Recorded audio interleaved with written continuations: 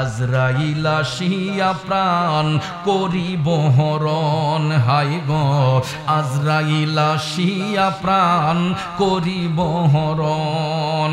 ওরে নিজ গুণে সাহেব আল্লাহ করবা আনিবারণ, আমার উপায় কি তখন আমার আল্লাহ নিরঞ্জন, না জানি কি হালে আমার হইব মরণ। জগতের বন্ধুরা রে বন্ধুরে, আমার নবীর চেহারা মুবারক স্বপ্নে হোক বাস্তবে হোক, যদি কেউ একবার নবীর দিদার নসিব করে রে, জাহান্নামের আগুনটা তার জন্য হারাম হয়ে যায়। বলুন আমরা নবীর দেখা পাইতে পাই কি চাই না? আরে নবীর দিদার যাদের নসিব হয়েছে, নিশ্চিত জান্নাতি তারা হয়েছে, ঠিক কিনা বলেন? পরকালে তাদের কোনো ভয় নাই, ইচ্ছে জাগে চুমু খেতে সোনালি রোজায়, ইচ্ছে জাগে আমাদের যেতে মদিনায়, ইচ্ছে জাগে চুমু খেতে নোরানি রোজায়। মনে চাই কি চাই না? কার কার চাই দুইটা হাত তুলে একটু দেখাবেন কি? নারায়ে তাকবীর, নারায়ে রিসালাত, আহলে সুন্নাত ওয়াল জামাত, সুন্নি মহাসম্মেলন। दीदार अता करना ए सब्ज़े गुंबद वाली मंजूर दुआ करना, जब वक्त निदा आए आका दीदार अता करना। ও যুবক বন্ধুরা, আমার বাবাজিরা, মরণটা কখন কোন অবস্থায় কোথায় জানে হয়ে যায়, এই নির্দিষ্ট কোনো গ্যারান্টি আমরা কেউ দিতে পারবো না। তবে একটা কথা শুনে রাখুন, মৃত্যু হওয়ার আগে যেখানেই যে অবস্থায় মৃত্যু হয়, মৃত্যু হওয়ার আগে আমার আপনার কাছে মৃত্যুর যন্ত্রণা আসবে। আর এই বিষয়ে হাদিস শরীফে আল্লাহর নবী সাল্লাল্লাহু আলাইহি ওয়াসাল্লাম বলেছেন, মানুষ যখন মৃত্যুর বিছানায় শুয়ে যাবে, আল্লাহ রাব্বুল আলামিন মৃত্যুর ফেরেশতা মালাকুল মউত আজরাইল আলাইহিস সালামকে পাঠাইবেন প্রাণ কেড়ে নেওয়ার জন্য। আমার মদিনার কামলিওয়ালা নবী বলছেন, ও জগৎবাসীরা শুনো, মৃত্যুর ফেরেশতা মালাকুল মউত আজরাইল আলাইহিস সালাম দুইটা সূরত ধারণ করে বান্দার জান কবজ করবে। দুইটা সূরত কেন?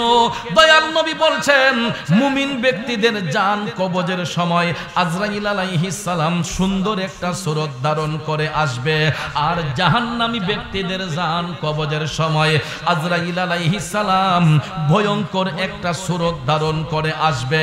আজকে আলোচনার মাধ্যমে আমরা ওই দুইটা বিষয় সম্পর্কে জানব। মুমিন ব্যক্তিদের মরণটা কিভাবে হয়, ইন্তেকালের পরে মুমিনদের জায়গা কোথায় হয়, আর জাহান্নামী ব্যক্তিদের মরণটা কিভাবে হয়, আর ইন্তেকালের পরে জাহান্নামী ব্যক্তিদের স্থানটা কোথায় হয়। এই দুইটা বিষয় সম্পর্কে আজকে আলোচনা করতে চাই। শুনতে রাজি আছেন তো সবাই? আসুন সামনে যাই।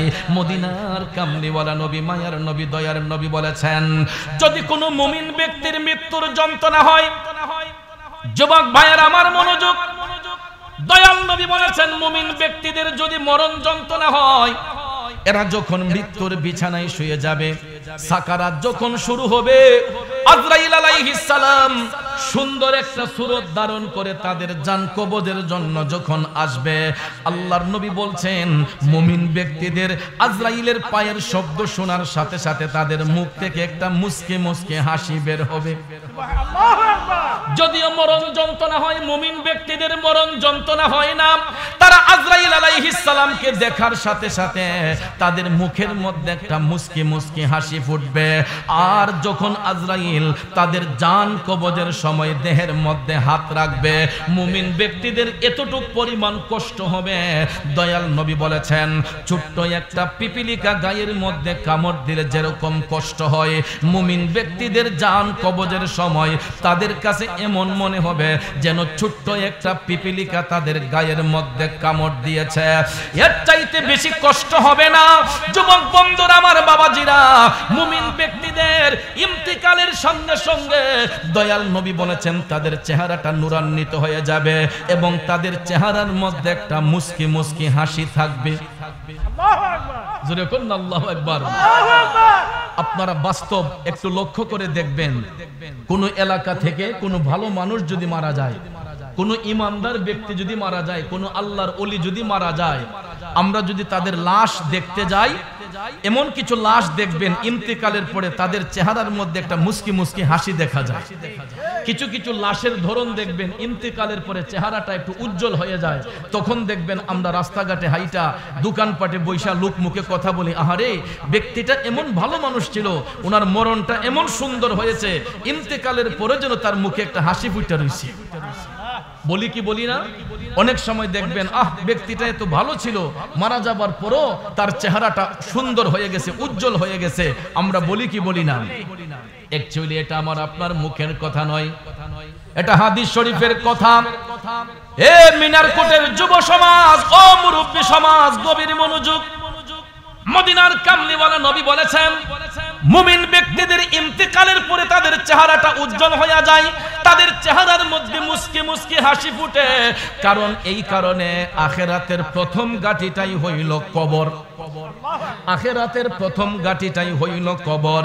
মদিনার কামলিওয়ালা নবী বলেছেন, কবরের ঘাটিটা যেই ব্যক্তি সহজে পার হইয়া যাবে, আর একটা ঘাট পার হওয়া তার পক্ষে কষ্ট হবে না। আর কবরের ঘাটে যেই ব্যক্তি আটকা পড়ে যাবে, একটা ঘাটও পার হওয়া ওই ব্যক্তির পক্ষে সম্ভব হবে না। যুবক বন্ধুরা আমার, মুমিন ব্যক্তিরা হাসি দিয়ে যাওয়ার কারণ হলো এদের কবরের জীবনটা সুখের হবে। কারণ এরা স্টুডেন্ট ভালো, এরা স্টুডেন্ট ভালো। স্টুডেন্ট যখন পরীক্ষার হলে যায়, দেখবেন এদের কোনো টেনশন থাকে না। ছাত্র যদি ভালো হয়, এরা দেখবেন পরীক্ষার হলে হাসি মুখে যায় এবং প্রশ্ন কখন পাবে উত্তরগুলো লিখবে, এরা অপেক্ষায় থাকে। কারণ ভালো স্টুডেন্টের কোনো টেনশন থাকে না।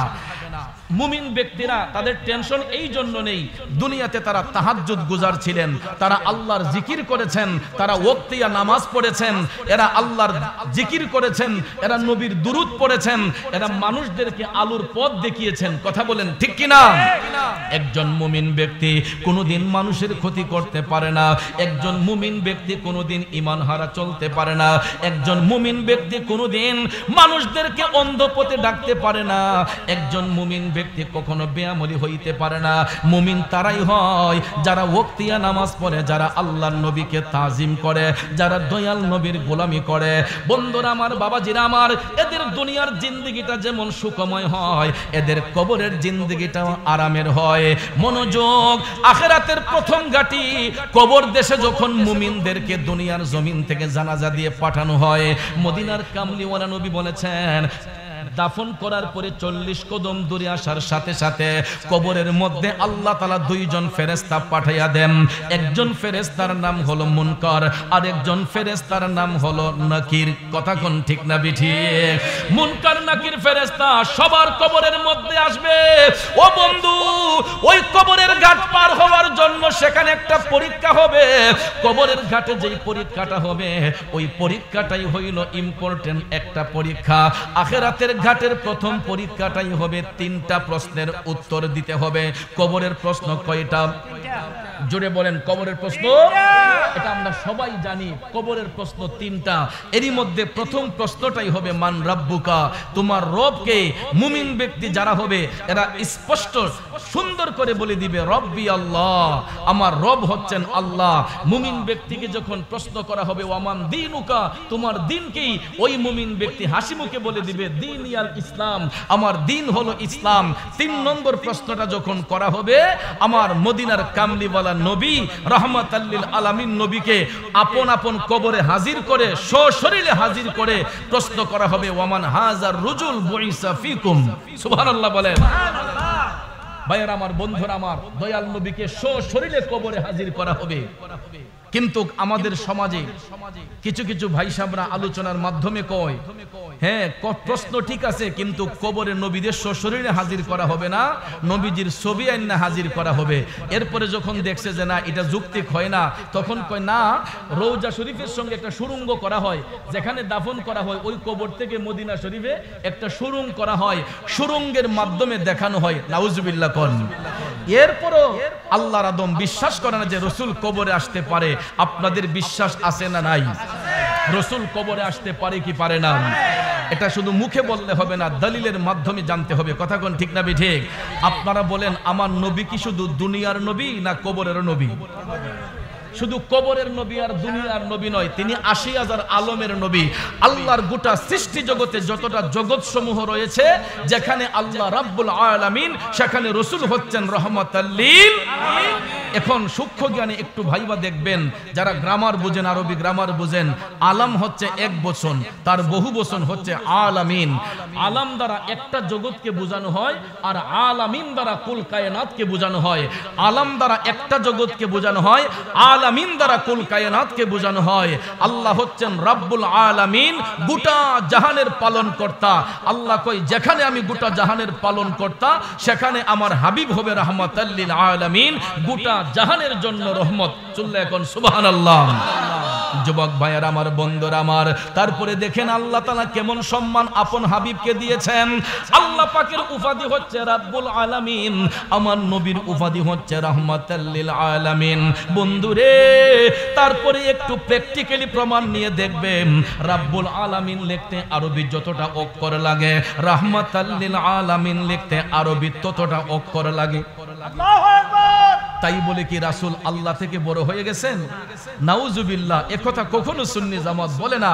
রাসূল কখনো আল্লাহ থেকে বড় নয়, কারণ আল্লাহ হচ্ছেন খালেক, রাসূল হচ্ছেন মখলুক।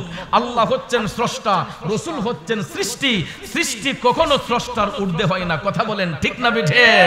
তবে আমার ভাইয়েরা, আমার নবী সেই সৃষ্টি, যেই সৃষ্টির সঙ্গে পৃথিবীর অন্য কোন সৃষ্টির তুলনা হয় না। এই জন্য আমি অধম গুনাহগার লিখেছিলাম, সৃষ্টির সেরা হাবিবে খোদা শাহে মদিনা,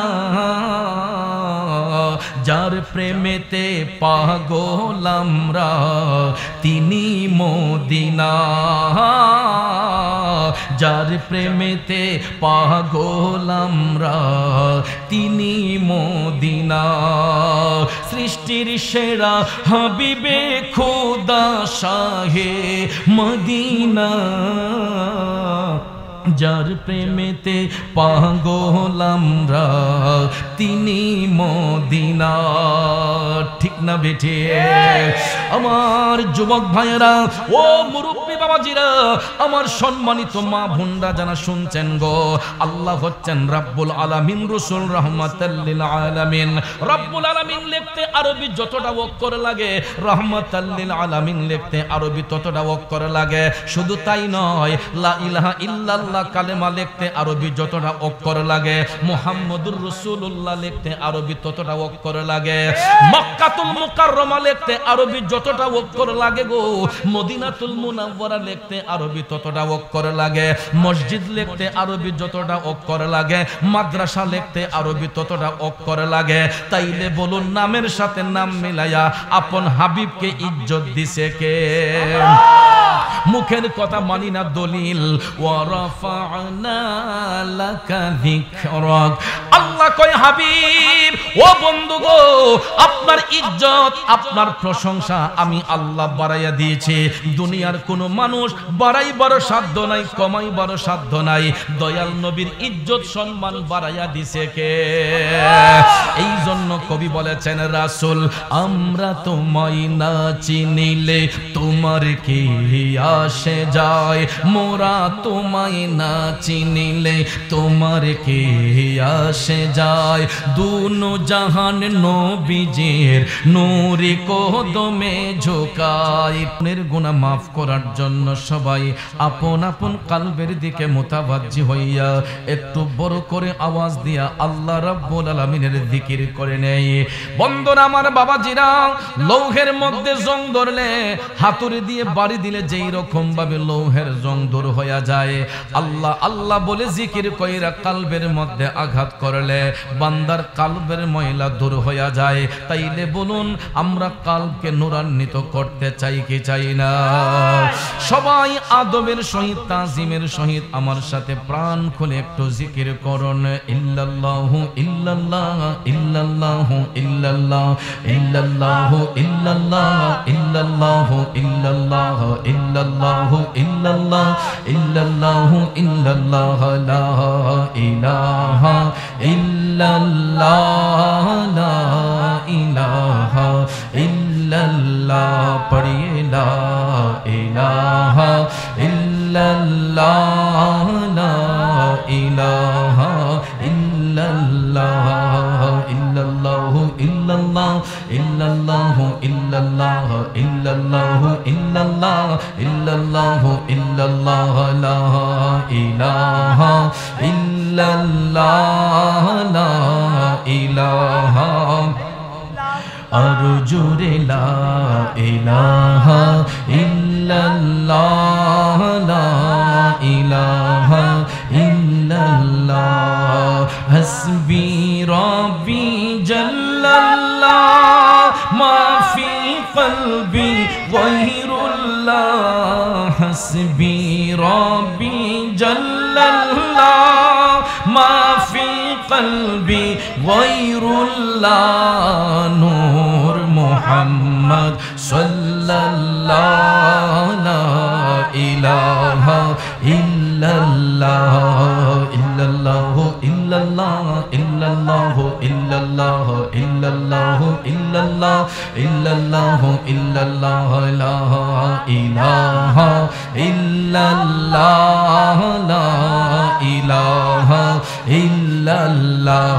সবাই লা ইলাহা ইল্লাল্লাহ লা ইলাহা ইল্লাল্লাহ।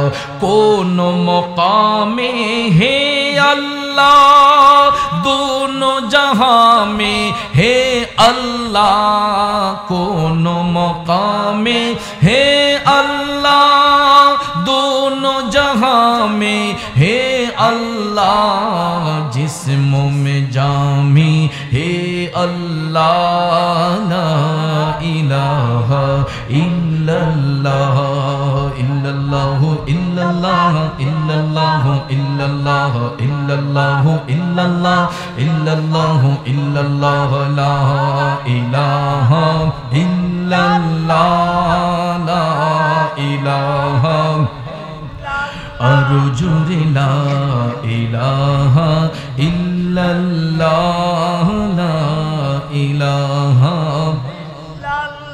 ला इलाहा इल्लल्लाह मुहम्मदुर रसूलुल्लाह सल्लल्लाहु अलैहि वसल्लम। একটা জবানও বন্ধ রাখবেন না, জবান খুলে উচ্চ স্বরে বলুন আল্লাহু আকবার। আর একটু মায়ার সুরে বলুন ইয়া রাসূলুল্লাহ। বিসমিল্লাহির রহমানির রহিম।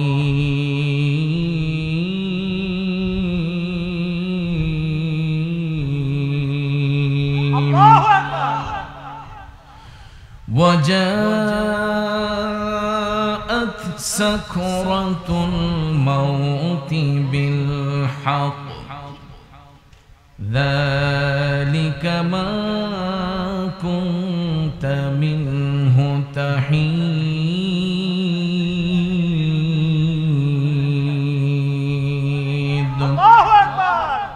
صدق الله العظيم وصدق رسوله النبي الحبيب الكريم ونحن على ذلك من الشاهدين والشاكرين والحمد لله رب العالمين রব্বি সাল্লি ওয়া সাল্লিম ওয়া বারিক আলাইহি। ঈমানের পথে অবিচল থেকে আমার মরণ যেন হয়। ঈমানের পথে অবিচল থেকে আমার মরণ যেন হয়। আম্মা বা'দ। উপস্থিত ছয় ঋতুর দেশ, প্রাকৃতিক লীলাভূমির অপরূপ চির সবুজ সোনার বাংলাদেশের ঐতিহ্যবাহী ব্রাহ্মণবাড়িয়া জেলার অন্তর্গত আখাউড়া উপজেলাধীন কর্নেল বাজার সংলগ্ন মিনারকোট যুব সংঘের উদ্যোগে কবরবাসীর আত্মার মাগফিরাত কামনার্থে আয়োজিত আজকের এই আজিমুশান সুন্নি মহাসম্মেলন 2024 ইংরেজি সনের সম্মানিত সভাপতি, 4 নং ওয়ার্ড আওয়ামী লীগের সভাপতি মোহাম্মদ নাসিরুল্লাহ ভুইয়া সাহেব, আজকের সহসভাপতি অত্র এলাকার কৃতি সন্তান মোহাম্মদ দানু ভুইয়া সাহেব, মাহফিলের সম্মানিত মেহমানে আলা প্রধান অতিথি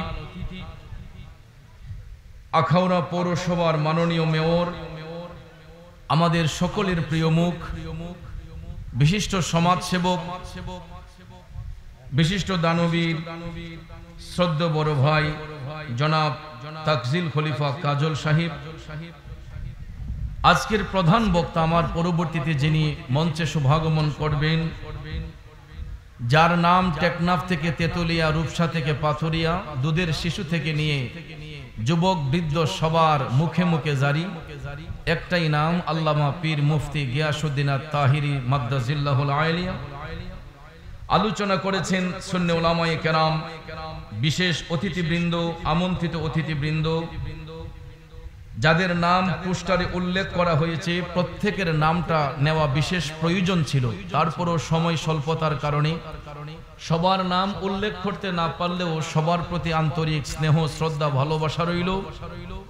উপস্থিত আমার তরিকতপন্থী মুরব্বী বাবারা, সুশিক্ষিত আমার কৃষক, শ্রমিক, চাকরিজীবী, ব্যবসায়ী, সাংবাদিক, শিক্ষক, প্রশাসনিক, গোয়েন্দা বিভাগের সম্মানিত ভাইয়েরা, স্কুল, কলেজ, ইউনিভার্সিটি, মাদ্রাসায় পড়ুয়া ছাত্র ভাইয়েরা, পর্দানিশীন মা বোনেরা, সবার প্রতি আবারও আন্তরিক সালাম। আসসালামু আলাইকুম ওয়া রাহমাতুল্লাহি ওয়া বারাকাতুহু। রব্বুল ইজ্জতের আলিশান দরবারে লাখো কোটি শুকর গুজার করার পর প্রিয় নবী সরকারে দু আলম নূরে মুজাসসাম, দু জাহানের সরদার, উম্মতের দরদি, শাফাতের কান্ডারি, হায়াতুন নবী, জিন্দা নবী, নূরুন আলা নূর নবী মুহাম্মদুর রাসূলুল্লাহ সাল্লাল্লাহু তাআলা আলাইহি ওয়াসাল্লামের শানি নাতে মুস্তাফা, দুরুদে মুস্তাফা সাল্লাল্লাহু আলাইহি ওয়াসাল্লাম পরিবেশন করেন মহাগ্রন্থ আল কোরআনুল কারীমের সূরাতুল কফ থেকে 19 নম্বর আয়াতে পাক তেলাওয়াত করেছি। জোরে বলেন আলহামদুলিল্লাহ। বাবাজিরা আমার, রাত গভীর, সময় সংক্ষেপ, খুব অল্প সময় আয়াতে পাকের মূল অর্থ তাফসিরের ভাষায় কিছু আলোচনা এসেছে। এইগুলো উপস্থাপন করার পর বন্ধুবর তাহিরি সাহেব আসবেন, নসিহতপূর্ণ বয়ান রাখবেন। পরিশেষে মোনাজাতের মাধ্যমে আমরা আপন আপন বাড়িতে যাব। আল্লাহ পাক যেন শেষ মোনাজাত পর্যন্ত আমাদের সকলকে ধৈর্যের সহিত বসার সুযোগ দান করেন। আমরা সকলে বলি আমিন। একটু আওয়াজ করে বলুন, হায়াতের মালিক কে? আল্লাহ। মৌতের মালিক কে? আল্লাহ। বলুন, সবকিছুর মালিক আল্লাহ। এতে কোনো সন্দেহ আছে? ভাইয়েরা আমার, সবকিছুর মালিক আল্লাহ। তিনি সেই মহান সত্তা যিনি মহাগ্রন্থ আল কোরআনুল কারীমে সূরা আল ইমরানে বলেছেন, ইখরিজুল হাইয়্যিতা মিনাল মাইয়্যিত। আমি আল্লাহ চাইলে মরারে জিন্দা করতে পারি, জিন্দারে মরা করতে পারি। বলুন, এই ক্ষমতা একমাত্র কার? আল্লাহ। অথচ দেখেন, এই পৃথিবীতে অনেক বড় বড় বিজ্ঞানী আছে, একজন মানব কারিগর বিজ্ঞানীর জ্ঞান প্রয়োগ করে একটা উড়োজাহাজের শক্তিশালী ইঞ্জিন বানিয়ে 1000-2000 যাত্রী নিয়ে আকাশপথে উড়া দেওয়া সম্ভব হয়। একজন মানব কারিগর বিজ্ঞানীর জ্ঞান রিচার্জ করে রেলপথে শক্তিশালী একটা রেলগাড়ির ইঞ্জিন দিয়ে 15টা-20টা বগি টাইনা নেওয়া সম্ভব হয়। সমুদ্র পথে মানুষের তৈয়ারকৃত বিজ্ঞানীদের তৈয়ারকৃত এমনও জাহাজ আছে, এক একটা জাহাজ মিনারকোট গ্রাম থেকেও বড় হবে, আছে না নাই? যা দিয়ে 20,000-30,000 যাত্রী এক দেশ থেকে আরেক দেশে পাড়ি দেওয়া সম্ভব হয়। কথা বলেন ঠিক কিনা? আমার বাবাজিরা, বন্ধুরা, কথাটা বলার কারণ হলো একজন মানব কারিগর বিজ্ঞানীর দ্বারা উড়োজাহাজের ইঞ্জিন বানানো সম্ভব হয়, রেলগাড়ির ইঞ্জিন বানানো সম্ভব হয়, লঞ্চ স্টিমার জাহাজের ইঞ্জিন বানানো সম্ভব হয়, শক্তিশালী বৈজ্ঞানিক যন্ত্রপাতি আবিষ্কার করা সম্ভব হলেও বলুন তো আজও পর্যন্ত পৃথিবীতে এমন কোন বিজ্ঞানীর জন্ম হয়েছে কি ছোট্ট একটা পিপিলিকা বানিয়ে ওই পিপিলিকার মধ্যে জীবন দেওয়ার শক্তি পৃথিবীর কোন বিজ্ঞানীর আছে? ও যুবক বন্ধুরা, আমার বাবাজিরা, তাইলে একটু আওয়াজ করে বলুন, জীবন দেওয়ার মালিক একমাত্র কে? এই জন্য কবি বলেছেন, তুমি রাখো কি বা মারো এই দয়া করো, থাকিতে যেন তোমায় না ভুলি। ঠিক না বেঠে? আমার যুবক ভাইয়েরা, আল্লাহ রাব্বুল আলামিন আহকামুল হাকিমিন আমাদের সবাইকে একদিন পরপারে নিয়ে যাবেন, কারণ যে জাতির জন্ম হয় সে জাতির মৃত্যু অনিবার্য। আমরা যারা জন্মগ্রহণ করেছি ভুলে যাবেন না যে আমাদের মৃত্যু যে হবে না এটা অস্বাভাবিক কিছু নয়, সবার একদিন মৃত্যু হয়ে যাবে। কুল্লু নাফসিন যায়িকাতুল মাউত, প্রত্যেক আত্মাকে মৃত্যুর স্বাদ গ্রহণ করতে হবে। তবে একটা কথা জেনে রাখবেন, মৃত্যু হওয়ার আগে আমার আপনার কাছে মৃত্যুর যন্ত্রণা আসবে, আর ওই কথাটাই আল্লাহ রাব্বুল আলামিন সূরাতুল কাফের 19 নম্বর আয়াতে পাক দ্বারা জানিয়েছেন, বুঝিয়েছেন। আসুন আল্লাহ পাকের ঘোষণাটা একটু শুনে নেই। বিসমিল্লাহির রহমানির রহিম।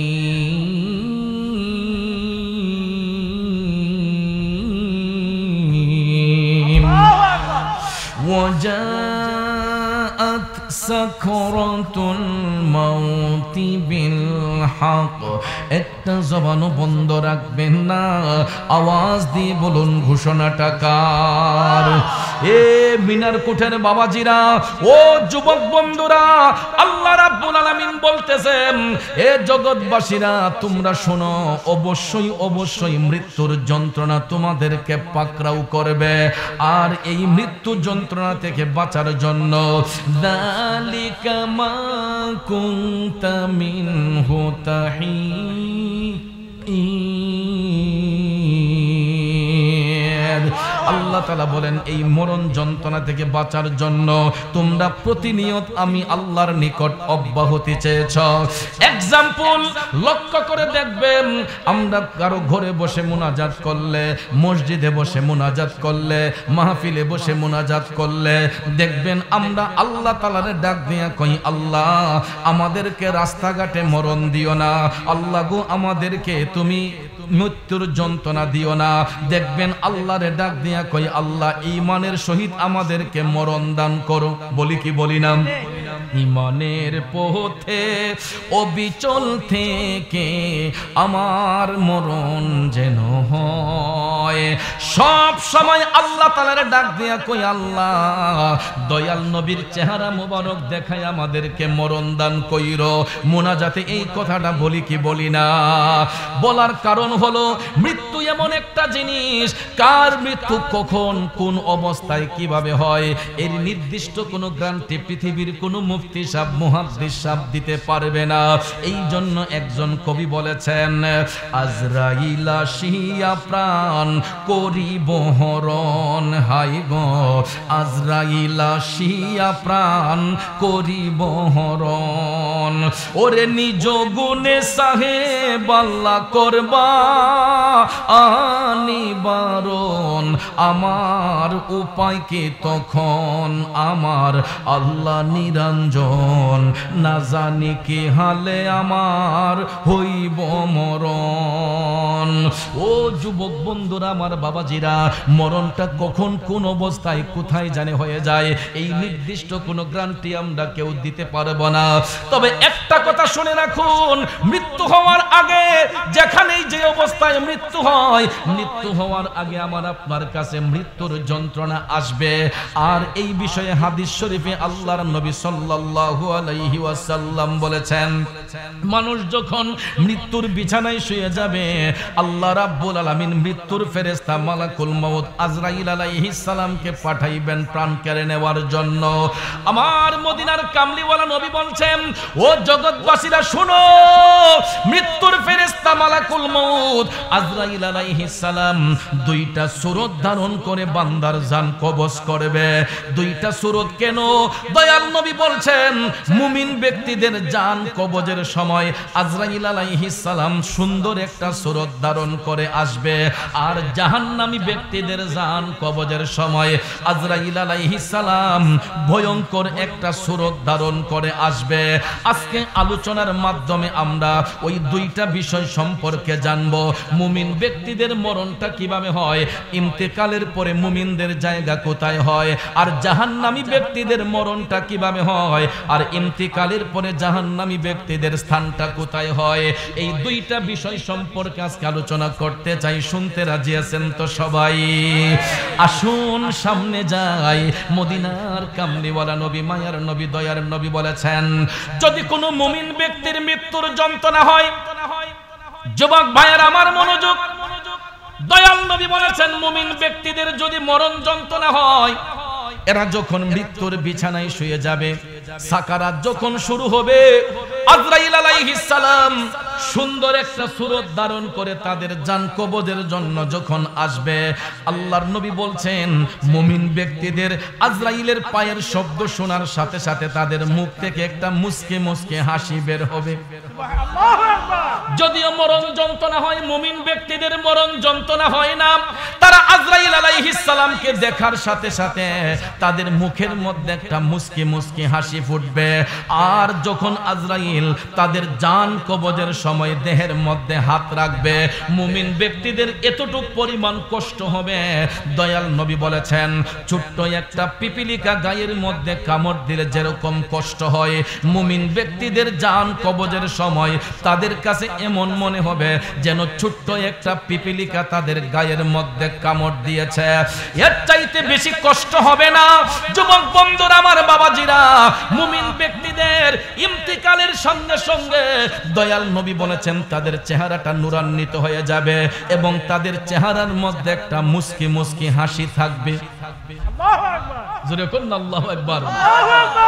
আপনারা বাস্তব একটু লক্ষ্য করে দেখবেন, কোন এলাকা থেকে কোনো ভালো মানুষ যদি মারা যায়, কোন ইমানদার ব্যক্তি যদি মারা যায়, কোন আল্লাহর ওলি যদি মারা যায়, আমরা যদি তাদের লাশ দেখতে যাই, এমন কিছু লাশ দেখবেন ইন্তেকালের পরে তাদের চেহারার মধ্যে একটা মুস্কি মুস্কি হাসি দেখা যায়। কিছু কিছু লাশের ধরন দেখবেন ইন্তেকালের পরে চেহারাটা একটু উজ্জ্বল হয়ে যায়। তখন দেখবেন আমরা রাস্তাঘাটে হাইটা, দোকানপাটে বৈশা লোক মুখে কথা বলি, আহারে ব্যক্তিটা এমন ভালো মানুষ ছিল, ওনার মরণটা এমন সুন্দর হয়েছে, ইন্তেকালের পরে যেন তার মুখে একটা হাসি ফুটে রয়েছে। বলি কি বলি না? অনেক সময় দেখবেন, ব্যক্তিটা এত ভালো ছিল, মারা যাবার পরও তার চেহারাটা সুন্দর হয়ে গেছে, উজ্জ্বল হয়ে গেছে। আমরা বলি কি বলি না? অ্যাকচুয়ালি এটা আমার আপনার মুখের কথা নয়, এটা হাদিস শরীফের কথা। এ মিনারকোটের যুব সমাজ, ও মুরব্বী সমাজ, গভীর মনোযোগ। মদিনার কামলিওয়ালা নবী বলেছেন, মুমিন ব্যক্তিদের ইন্তেকালের পরে তাদের চেহারাটা উজ্জ্বল হয়ে যায়, তাদের চেহারার মধ্যে মুস্কি মুস্কি হাসি ফুটে, কারণ এই কারণে আখিরাতের প্রথম গাঁটিটাই হইল কবর। আখিরাতের প্রথম ঘাটিটাই হইল কবর। মদিনার কামলিওয়ালা নবী বলেছেন, কবরের ঘাটিটা যেই ব্যক্তি সহজে পার হইয়া যাবে, আর একটা ঘাট পার হওয়া তার পক্ষে কষ্ট হবে না। আর কবরের ঘাটে যেই ব্যক্তি আটকা পড়ে যাবে, একটা ঘাটও পার হওয়া ওই ব্যক্তির পক্ষে সম্ভব হবে না। যুবক বন্ধুরা আমার, মুমিন ব্যক্তিরা হাসি দিয়ে যাওয়ার কারণ হলো এদের কবরের জীবনটা সুখের হবে, কারণ এরা স্টুডেন্ট ভালো। এরা স্টুডেন্ট ভালো। স্টুডেন্ট যখন পরীক্ষার হলে যায়, দেখবেন এদের কোনো টেনশন থাকে না। ছাত্র যদি ভালো হয়, এরা দেখবেন পরীক্ষার হলে হাসি মুখে যায় এবং প্রশ্ন কখন পাবে উত্তরগুলো লিখবে এরা অপেক্ষায় থাকে, কারণ ভালো স্টুডেন্টের কোনো টেনশন থাকে না।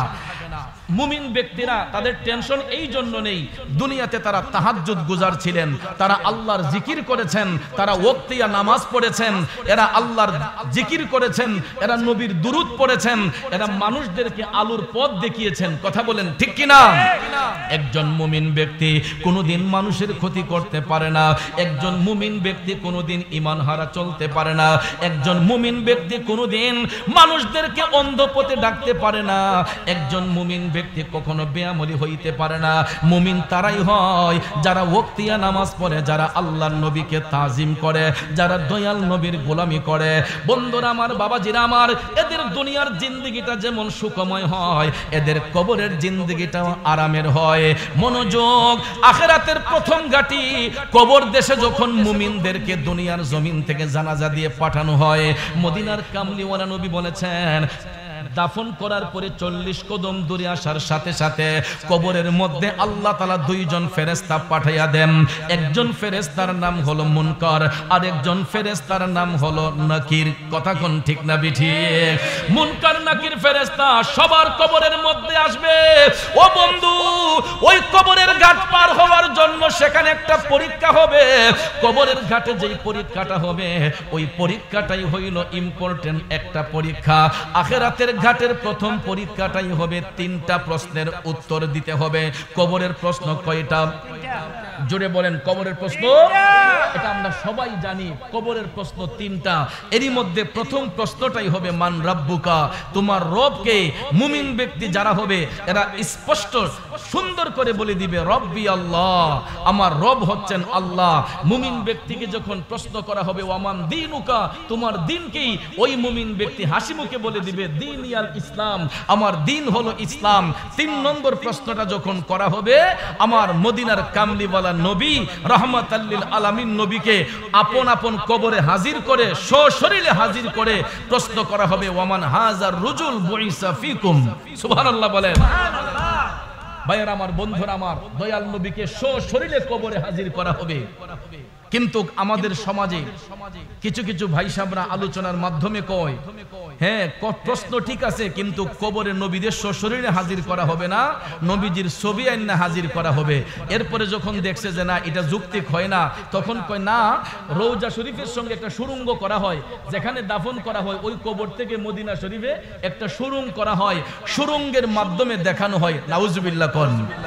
এরপরও আল্লাহর আদম বিশ্বাস করে না যে রাসূল কবরে আসতে পারে। আপনাদের বিশ্বাস আছে না নাই? রাসূল কবরে আসতে পারে কি পারে না? এটা শুধু মুখে বললে হবে না, দলিলের মাধ্যমে জানতে হবে। কথা কোন ঠিক না ঠিক? আপনারা বলেন, আমার নবী কি শুধু দুনিয়ার নবী না কবরের নবী? শুধু কবরের নবী আর দুনিয়ার নবী নয়, তিনি ৮০,০০০ আলমের নবী। আল্লাহর গোটা সৃষ্টি জগতে যতটা জগৎ সমূহ রয়েছে, যেখানে আল্লাহ রাব্বুল আলামিন, সেখানে রাসূল হচ্ছেন রাহমাতাল লিল। এখন সূক্ষ্ম জ্ঞানে একটু ভাইবা দেখবেন, যারা গ্রামার বুঝেন, আরবি গ্রামার বুঝেন, আলাম হচ্ছে এক বচন, তার বহু বচন হচ্ছে আলামিন। আলাম দ্বারা একটা জগৎকে বোঝানো হয়, আর আলামিন দ্বারা কুল কায়নাতকে বোঝানো হয়। আলাম দ্বারা একটা জগৎকে বোঝানো হয়, আলামিন দ্বারা কুল কায়নাতকে বোঝানো হয়। আল্লাহ হচ্ছেন রাব্বুল আলামিন, গোটা জাহানের পালন কর্তা। আল্লাহ কই, যেখানে আমি গোটা জাহানের পালন কর্তা, সেখানে আমার হাবিব হবে রাহমাতাল লিল আলামিন, গোটা জাহানের জন্য রহমত। চললে এখন সুবহানাল্লাহ। যুবক ভাইয়ের আমার, বন্ধুরা আমার, তারপরে দেখেন আল্লাহ তাআলা কেমন সম্মান আপন হাবিবকে দিয়েছেন। আল্লাহ পাকের উপাধি হচ্ছে রাব্বুল আলামিন, আমার নবীর উপাধি হচ্ছে রাহমাতাল লিল আলামিন। বন্ধুরে, তারপরে একটু প্র্যাকটিক্যালি প্রমাণ নিয়ে দেখবেন, রাব্বুল আলামিন লিখতে আরবি যতটা অক্ষর লাগে, রাহমাতাল লিল আলামিন লিখতে আরবি ততটা অক্ষর লাগে। আল্লাহু আকবার। তাই বলে কি রাসূল আল্লাহ থেকে বড় হয়ে গেছেন? নাউজুবিল্লাহ, একথা কখনো সুন্নি জামাত বলে না। রাসূল কখনো আল্লাহ থেকে বড় নয়, কারণ আল্লাহ হচ্ছেন খালেক, রাসূল হচ্ছেন মখলুক। আল্লাহ হচ্ছেন স্রষ্টা, রাসূল হচ্ছেন সৃষ্টি। সৃষ্টি কখনো স্রষ্টার ঊর্ধ্বে হয় না। কথা বলেন ঠিক না বেঠে? তবে আমার ভাইয়েরা, আমার নবী সেই সৃষ্টি, যেই সৃষ্টির সঙ্গে পৃথিবীর অন্য কোনো সৃষ্টির তুলনা হয় না। এই জন্য আমি অধম গুনাহগার লিখেছিলাম, সৃষ্টির সেরা হাবিবে খোদা শাহে মদিনা, যার প্রেমেতে পাগল আমরা তিনি মদিনা, যার প্রেমেতে পাগল আমরা তিনি মদিনা। সৃষ্টির সেরা হাবিবে খোদা শাহে মদিনা, যার প্রেমেতে পাগল আমরা তিনি মদিনা। ঠিক না বেঠে? আমার যুবক ভাইয়েরা, ও মুরব্বী বাবাজিরা, আমার সম্মানিত মা বোনরা যারা শুনছেন গো, আল্লাহ হচ্ছেন রাব্বুল আলামিন, রাসূল রাহমাতাল লিল আলামিন। রাব্বুল আলামিন লিখতে আরবি যতটা অক্ষর লাগে, রাহমাতাল লিল আলামিন লিখতে আরবি ততটা অক্ষর লাগে। শুধু তাই নয়, লা ইলাহা ইল্লাল্লাহ কালেমা লিখতে আরবি যতটা অক্ষর লাগে, মুহাম্মদুর রাসূলুল্লাহ লিখতে আরবি ততটা অক্ষর লাগে, মক্কাতুল মুকাররমা লিখতে আরবি যতটা অক্ষর লাগে গো, মদিনাতুল মুনাওয়ারা লিখতে আরবি ততটা অক্ষর লাগে, মসজিদ লিখতে আরবি যতটা অক্ষর লাগে, মাদ্রাসা লিখতে আরবি ততটা অক্ষর লাগে। তাইলে বলুন, নামের সাথে নাম মিলাইয়া আপন হাবিবকে ইজ্জত দিছে কে? মুখের কথা মানি না দলিল। ওয়া রাফা'না লাকা যিকরাক, আল্লাহ কয় হাবিব, ও বন্ধু গো, আপনার ইজ্জত, আপনার প্রশংসা আমি আল্লাহ বাড়াইয়া দিয়েছি। দুনিয়ার কোন মানুষ বাড়াইবার সাধ্য নাই, কমাইবার সাধ্য নাই। দয়াল নবীর ইজ্জত সম্মান বাড়াইয়া দিছে কে? এই জন্য কবি বলেছেন, রাসূল আমরা তোমায় না চিনিলে তোমার কি আসে যায়, মোরা তোমায় না চিনিলে তোমার কি আসে যায়। দুনো জাহান নবীজির নূরে কদমে ঝোকায়। ঠিক কিনা বলেন? নবীজির নবীজির নবীজির দুনো জাহান নবীজির নূরে কদমে ঝোকায়। ঠিক কিনা? জগতের বন্ধুরা রে, ও মুরব্বী বাবাজিরা, আমার সম্মানিত মা বোনরা যারা শুনছেন গো, দুনিয়াতে একজন আরেকজনের আপন হয়। দুনিয়াতে এক ভাই আরেক ভাইরে না দেখলে পাগল পারা হয়ে যায়, কিন্তু ইন্তিকালের পরে দুনিয়ার কোনো বন্ধু বান্ধব আত্মীয় স্বজন কেউ কারো কবরের সঙ্গী হয় না। ওই কবরে যিনি সঙ্গী হবেন উনি হচ্ছেন রাহমাতাল লিল আলামিন নবী মুহাম্মদুর রাসূলুল্লাহ সাল্লাল্লাহু আলাইহি ওয়াসাল্লাম। ঠিক না বিঠে? এই জন্য কবি কয়, নবী ছাড়া ওই কবরে নাই রে বান্ধব নাই, নবী ছাড়া ওই কবরে নাই রে বান্ধব নাই, হাসরেতে নবী ছাড়া নাই দরদি নাই। ঠিক না বিঠি? আরে ভাই, দুই হাত তুলে বলুন না ঠিক কি নাম? নারায়ে তাকবীর, নারায়ে রিসালাত, নারায়ে রিসালাত, সুন্নি মহাসম্মেলন। হাসরেতে নবী ছাড়া নাই দরদি নাই, হাসরেতে নবী ছাড়া নাই দরদি নাই, নবী ছাড়া ওই কবরে নাই রে বান্ধব নাই। একটা জবানও বন্ধ রাখবেন না, আওয়াজ করে বলুন ঠিক না বেঠিক? যুবক ভাইয়ার আমার, আমার মদিনার কামলিওয়ালা নবী, মায়ার নবী, দয়ার নবীকে সশরীরে কবরের মধ্যে হাজির করে বলা হবে 3 নম্বর প্রশ্নটা, ওয়ামান হাজার রজুল বৈসাফিকুম, বলো তোমার রসুলকে চিনতে পারো কিনা? মুমিন ব্যক্তি যারা হবে এরা তো দুনিয়া তো নবীর প্রেমে পাগল ছিল, যদিও স্বপ্ন যুগে নবীরে না দেখে দুনিয়ার জমিনে আখিরাতের প্রথম ঘাটিতে যাইয়া যখন নবীজিকে দেখবে, মুমিন ব্যক্তিরা ঠাস করে বলে দিবে হাজা মুহাম্মদুর রাসূলুল্লাহ সাল্লাল্লাহু আলাইহি ওয়াসাল্লাম। চিৎকার মেরে কন্যা সুবহানাল্লাহ, আরো জোরে কন্যা সুবহানাল্লাহ।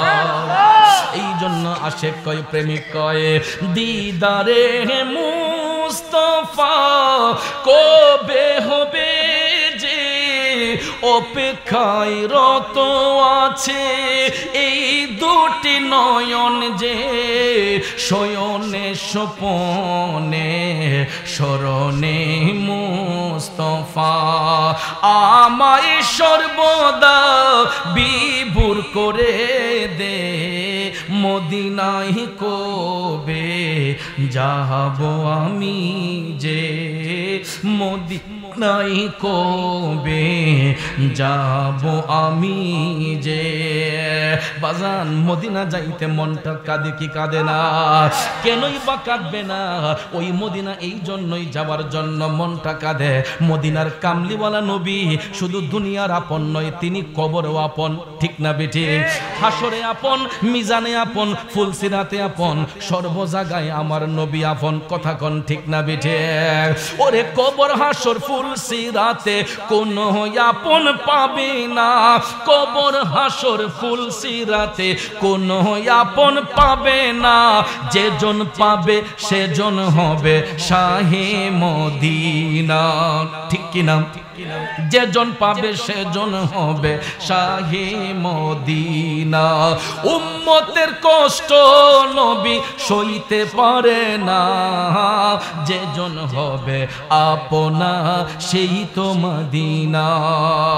একটা জবানও বন্ধ রাখবেন না, আওয়াজ করে বলুন ঠিক না বেঠিক?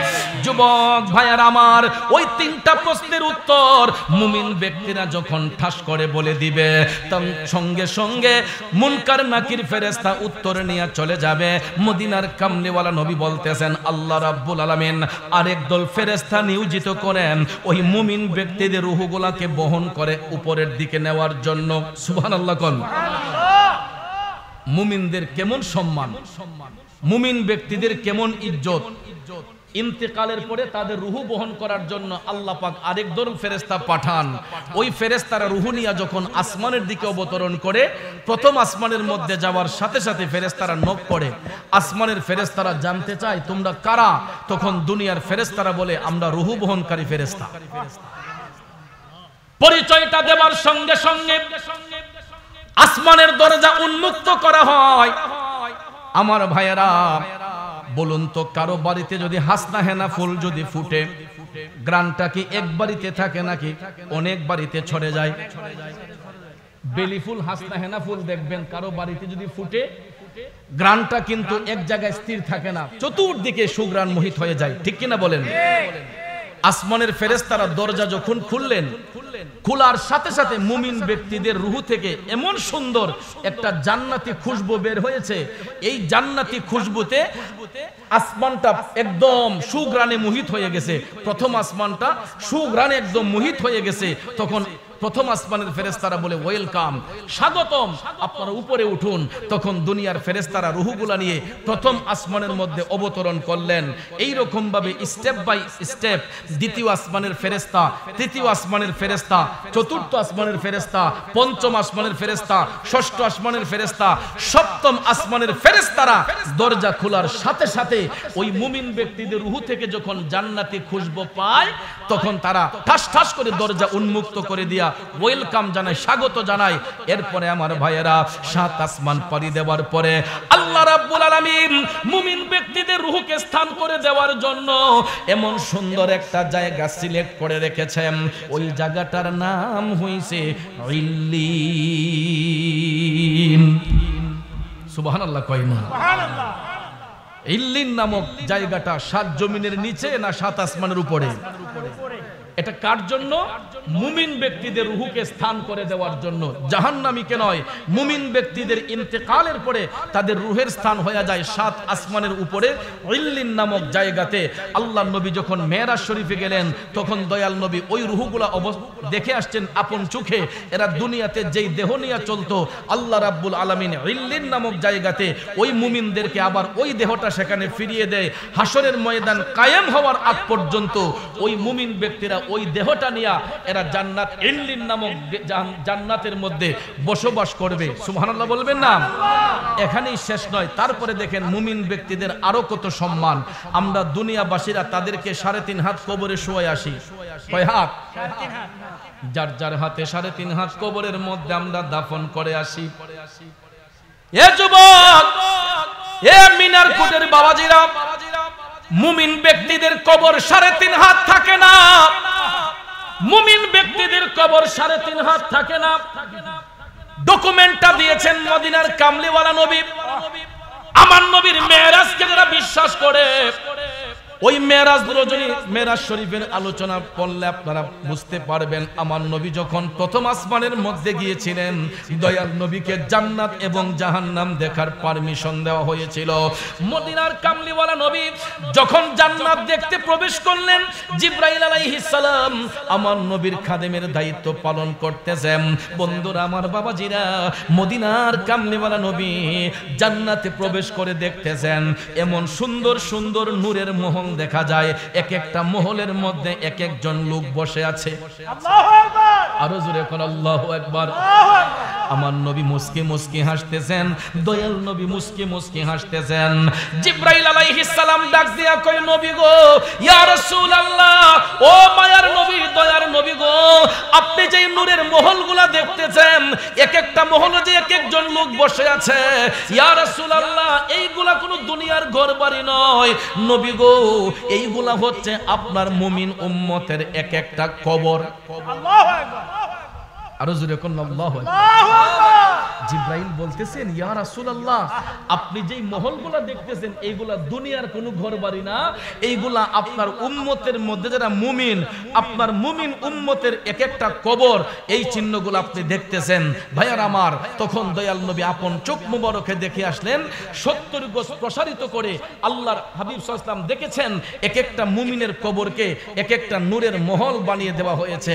এই জন্য আমরা দয়াল নবীর এই জবান মুবারকের কথা শোনার পরেই যদি দুনিয়ার জমিন থেকে কোনো আল্লাহর ওলির ইন্তেকাল হয়, কোনো আল্লাহর ওলি মারা যান, আমরা তাদেরকে দাফন করার পরে দেখবেন ওলিদের মাজারের জায়গাটা একটু বড় পরিসরে করে আমরা রাখি। কথা কোন ঠিক না ঠিক? 70 গজ প্রসারিত না করলেও দেখবেন আমরা ওলিদের মাজারের এলাকাটা, মাজার শরীফের সীমানাটারে একটু বড় পরিসরে করে রাখি। কথা কোন ঠিক না ঠিক?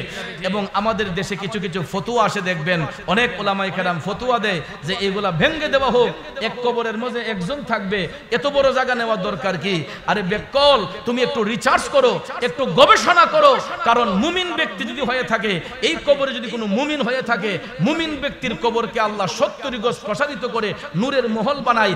এই জন্য আল্লাহর ওলিগণ ইন্তেকালের পরে, মুমিন মুসলমান ইন্তেকালের পরে আমরা তাদেরকে দাফন করে, যদিও 3.5 হাত কবরে দাফন করি, তাদের মাজার শরীফের জায়গাটা একটু বড় পরিসরে রাখি। এটা না জায়েজের কোনো বিষয় নয়, 100 বার করা জায়েজ যদি নবীর হাদিস শরীফ সত্য হয়। আর নবীর হাদিসকে যদি কেউ মানে, কথা বলেন, আমরা নবীর কথা মানবো কি মানবো না? মোল্লার কথা মানবেন না নবীর কথা মানবেন? নবীর কথা যদি মানেন তাহলে মুমিনের কবর এগুলা নূরের মহল 70 গজ প্রসারিত করে এক একটা মুমিনের কবরকে আল্লাহ স্থান করে দিয়েছেন, নূরের মহল বানিয়ে দিয়েছেন। কিন্তু দুঃখ লাগে, কষ্ট লাগে, ওই জায়গায় আজকাল আমাদেরকে ইমোশনাল হিট মারা হচ্ছে, আমাদেরকে ইমোশনাল হিট দেওয়া হচ্ছে। লেবাস সুন্দর, সুরত সুন্দর, ঘুমটা সুন্দর, মিষ্টি কথা, এইগুলার ভিতরে কিছু দুষ্টমি আছে। মিষ্টি মিষ্টি কথা বলে আমাদের ঈমানগুলোকে হরণ করে নেওয়া হচ্ছে শুধু বেদাত শিরিকের ফতোয়া দিয়ে। কিন্তু তারা নিজেরা যে বেদাত শিরিকের মধ্যে নিমজ্জিত আছে এটা তাদের খবর নাই। কথায় কথায় শুধু বেদাত, কথায় কথায় শুধু শিরিক, কথায় কথায় শুধু মাজার পূজারি, কবর পূজারি। নাউজুবিল্লাহ বলেন। মাইকটা হাতে পাইলেই দেখবেন কিছু কিছু ভাই শুধু কবর পূজারি, মাজার পূজারি। আপনারা সভ্য সমাজের মানুষ, এখানে কেউ অসভ্য সমাজের নয়, সবাই সভ্য সমাজে। আমাদের সমাজে এখনো শালীনতা আছে, ভদ্রতা আছে, ন্যায় বিচার আছে। কথা বলেন, আছে না? আপনারা ন্যায়ের দৃষ্টিকোণ থেকে একটু বিবেককে প্রশ্ন করুন তো, আজও পর্যন্ত আমরা যারা অলিদের মাজারে যাই, আমরা কি সেখানে পূজা করতে যাই না জিয়ারত করতে যাই? পূজা করতে যাই না জিয়ারত করতে যাই? একটা কথা মনে রাখবেন, সেজদার জায়গা মাজার নয়, সেজদার জায়গা হলো মসজিদ, জিয়ারতের জায়গা হলো মাজার। কবর এবং মাজার হচ্ছে জিয়ারতের স্থান, মসজিদ হচ্ছে ইবাদতের স্থান। কথা বলেন ঠিক কিনা? আজও পর্যন্ত আহলে সুন্নাত ওয়াল জামাতের আকীদায় বিশ্বাসী কোন সুন্নি হক্কানি আলেম উলামা কেউ বলে না যে তোমরা মাজারে গিয়ে সিজদা করো। এগুলা যারা করে এগুলা সুন্নি নয়, এরা অজ্ঞ, এরা মূর্খ। মূর্খদের খাসিয়ত দেখে পুরা সুন্নি জামাতকে আপনি কলঙ্কিত করছেন। এটা পাইলেন কোথায়? আমরা তো কখনো বলি না যে ওলিদের মাজারে গিয়ে নাক কপাল ঝুঁকিয়ে দাও, সেজদা করো। কখনো এটা সুন্নি জামাত বলে না, কারণ আমরা ওলিদের দরবারে 100 বার যাব, 1000 বার যাব জিয়ারতের জন্য, আর মসজিদে যাব আল্লাহকে সিজদা করার জন্য। কথা বলেন ঠিক কিনা? ভাইয়ার আমার, বন্ধুরা আমার, আজকাল দেখা যায় কিছু কিছু ভাই আমাদেরকে ইমোশনাল হিট মারে। আমরা মাজারে গিয়ে সিজদা করি, আমরা মাজারে গিয়ে মোমবাতি ধরাই, আমরা বলে সেখানে পূজা করি। কোনো মুসলমান পূজা করতে পারে না, কারণ পূজা করবে হিন্দুরা মন্দিরে গিয়া, গির্জাতে গিয়া এরা পূজা করবে, উপাসনা করবে। মুসলমানরা আল্লাহর ঘর মসজিদে গিয়া নাক কপাল ঝুঁকিয়ে আল্লাহকে সিজদা করবে। কথা কোন ঠিক না বেঠে? আর মাজার শরীফের মধ্যে গিয়ে জিয়ারত করবে। একটা কথা ভুলে যাবেন না, যেই মাজারওয়ালাদের বিরুদ্ধে আজকে আমরা ফতোয়া দিচ্ছি, এই মাজারওয়ালারা যদি বাংলার জমিনে না আসতেন, রাজা গৌর গোবিন্দের অত্যাচারে এখন পর্যন্ত আমরা হিন্দু সমাজে নিমজ্জিত থাকতাম। আওয়াজ দেন ঠিক না বেঠে? যদি সুলতানুল বাংলা হযরতে বাবা শাহজালাল মুজাররদ ইয়ামানি রাহমাতুল্লাহ আলাইহি 360 আউলিয়ার বিশাল বাহিনী নিয়ে বাংলার জমিনে না আসতেন, রাজা গৌর গোবিন্দের অত্যাচারে এখন পর্যন্ত আমরা হিন্দু সমাজে থাকতে হতো। ঠিক কিনা বলেন ভাইরা? মুসলমান ভুলে যাবেন না, এখন হয়তো পাড়ায় পাড়ায়, মহল্লায় মহল্লায় মসজিদ নির্মাণ হয়েছে, বড় বড় গলায় আজান দেওয়া হচ্ছে। এই মাজারওয়ালারা প্রথম এই বাংলার জমিনে আজানের ধ্বনি দিয়েছেন। আপনারা ইতিহাস পড়ে দেখবেন, এই বাংলার জমিনে সর্বপ্রথম যিনি বড় গলায় আজান দিয়েছিলেন উনি বাবা শাহজালালের সফর সঙ্গী ছিলেন, আউলাদে রাসূল সিপাহসালার সৈয়দ নাসির উদ্দিন রহমাতুল্লাহ আলাইহি, যিনি হবিগঞ্জের চুনারুঘাটে মুরারবন্দের জমিনে পূবে এবং পশ্চিমে যিনি শুয়ে আছেন, উনি হচ্ছেন আউলাদে রাসূল সিপাহসালার সৈয়দ নাসির উদ্দিন রহমাতুল্লাহ আলাইহি। চিৎকার মেরে বলুন সুবহানাল্লাহ।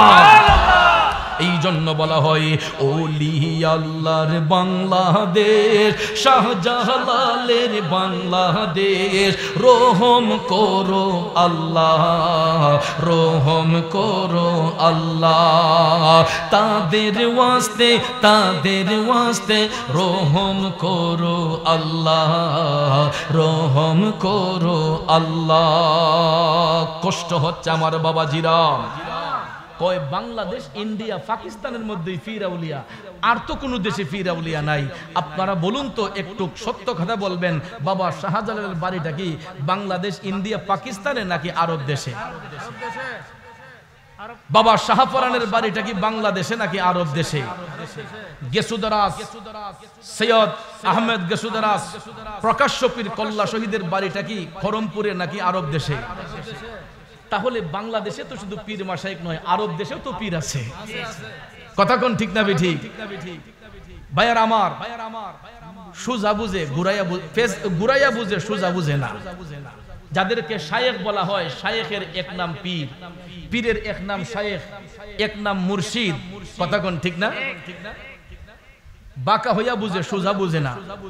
ঘাড়ের নামই গর্দনা, গর্দনার নামই ঘাড়, মাথার নামই কেল্লা, কেল্লার নামই মাথা। কথা বলেন ঠিক না বেঠিক? বাবা শাহজালালের বাড়িটা কিন্তু বাংলাদেশে নয়, তিনার বাড়ি হচ্ছে আরব দেশে। আরব দেশে থাকলেও বাবা শাহজালাল ইচ্ছে করে বাংলাদেশে আসেন নাই, উনারে দয়াল নবী ইশারা দিয়ে পাঠিয়েছেন। আমার নবীর ইশারা পেয়ে বাবা শাহজালাল এসেছেন, ইচ্ছে করে আসেন নাই।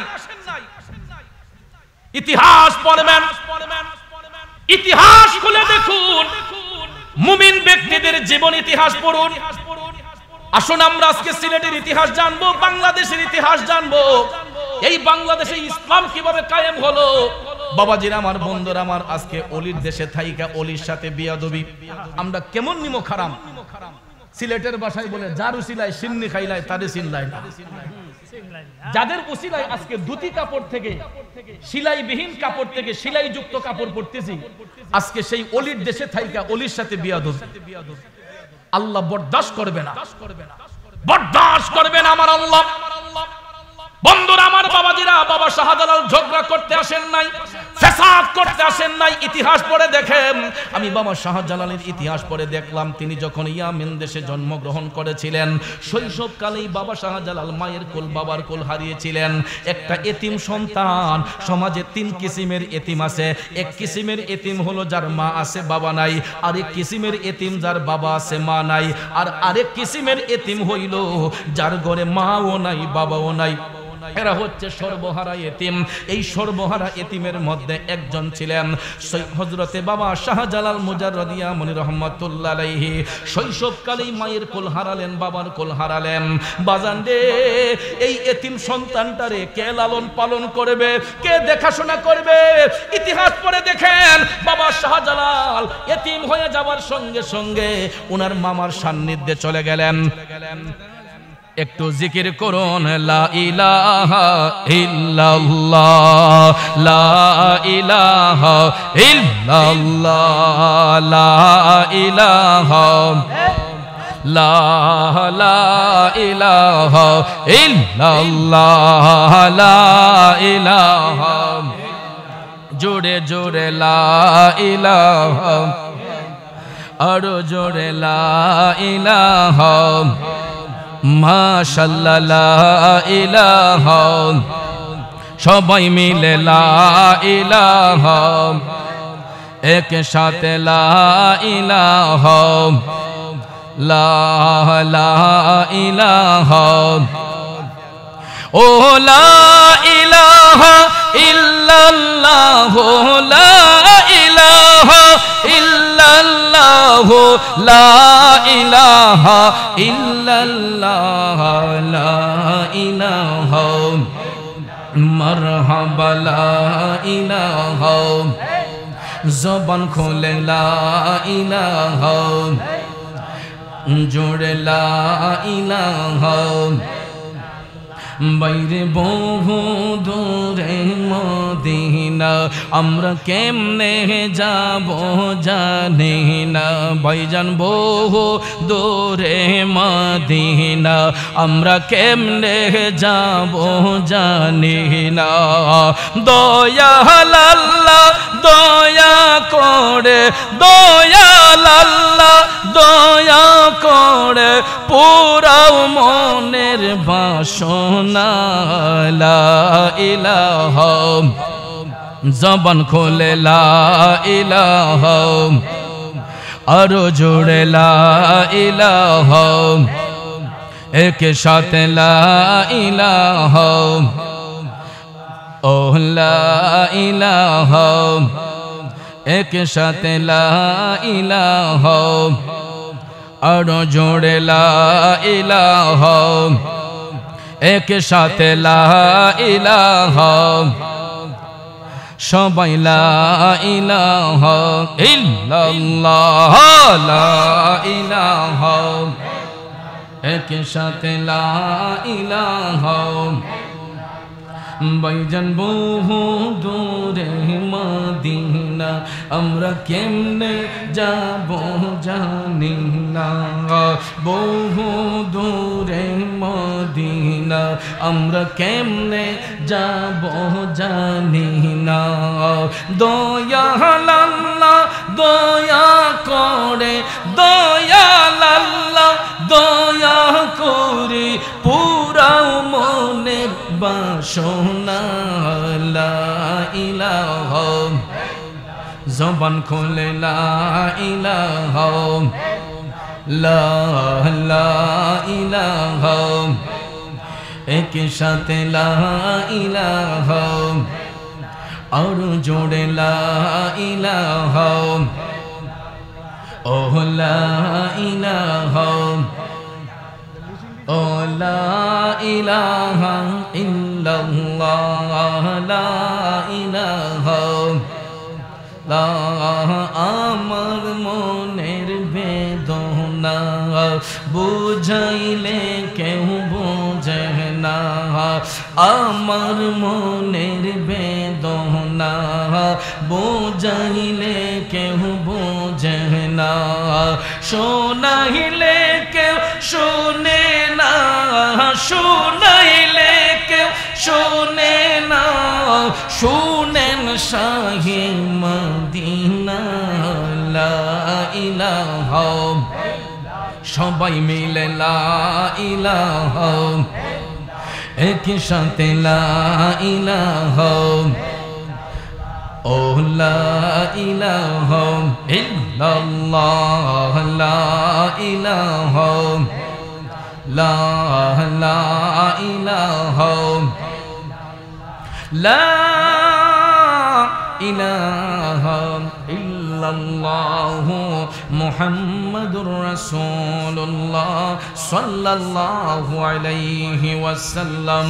একটা জবানও বন্ধ রাখবেন না, জবান খুলে বলুন আল্লাহু আকবার। আর একটু মায়ার সুরে বলুন ইয়া রাসূলুল্লাহ। একটা জবানও বন্ধ রাখবেন না গো, সবাই চিৎকার মেরে বলুন ইয়া ওয়ালি আল্লাহ।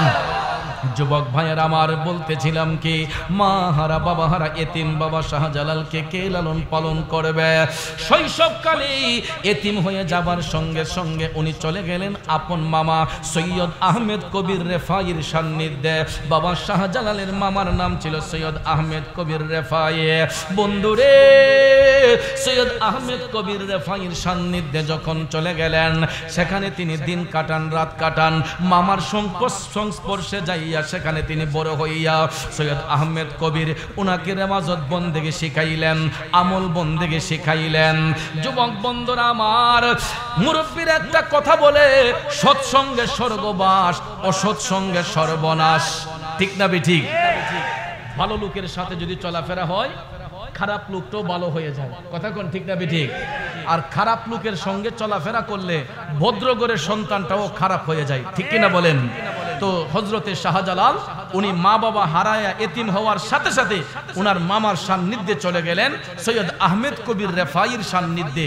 সেখানে গিয়ে তিনি আস্তে আস্তে বড় হচ্ছেন, আমল বন্দেগী করতেছেন।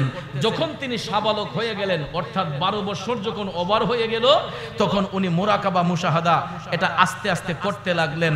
করতে করতে করতে দেখা যায় ওনার কাশফুল কুলুব যখন হয়ে গেছে, অন্তর চক্ষু যখন খোলা হয়ে গেছে, এশারের নামাজ শেষে হযরত শাহজালাল মুরাকাবা মুশাহাদার মাধ্যমে তিনি যখন একাগ্র চিত্তে যখন মৌলার সান্নিধ্যে চলে গেলেন, তখন ওনার স্বপ্নের ঘরে মদিনার কামলিওয়ালা নবী এসে হাজির হয়ে গেছে।